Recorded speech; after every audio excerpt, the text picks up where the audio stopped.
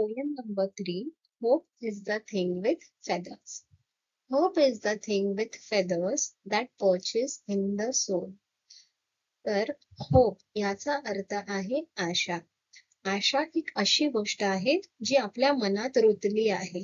पर्चेसचा अर्थ काय आहे? मुळे धरली आहेत. ओके, रूट्स आले आहेत त्याला. तर ही अशी एक गोष्ट आहे जी आपल्या मनात आहे. Okay, and sings the tune without the words and never stops at all. Sings the tune याचा अर्थ असा आहे की सतत आपल्या मनात जे चालू असतं की नाही हे होणार, हे होणार, हे असंच होणार, हे असंच पाहिजे. तर ती जी ट्यून चालू असते that is without words but it keeps on going. आपल्या अंतरात्म्यात ती चालूच असते. Okay, and sweetest in the गेल इज हर्ड अँड सोर मस्ट बी द स्ट्रॉंग. आता गेलचा अर्थ आहे वादळ. तर जे वादळ चालू असतं, ओके, वादळचा अर्थ असा आहे की जे टफ सिच्युएशन्स येतात आपल्या लाईफमध्ये त्यामध्ये पण आपण होपफुल असतो. ओके, तर कोणतंही वादळ असू दे, कोणताही स्टॉर्म असू दे, वी आर ऑलवेज होपफुल की this situation will change and a good time will come. That could abash the little bird that kept so many warm.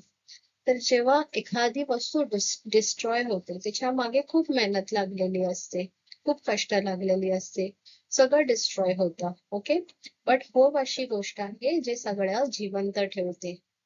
I've heard it in the chilliest land and on the strangest sea. I have heard it on the chilliest land म्हणजे सर्वात थंड जागेवर सुद्धा me hope बघितली आहे. Okay, and strangest C म्हणजे एकदम जी सुनसान जागा आहे, सपोज सीच्या इकडे आहे, तिथे सुद्धा मी होपफुल लोक बघितले आहेत. Okay, yet never in the extremity it asked a curve of me.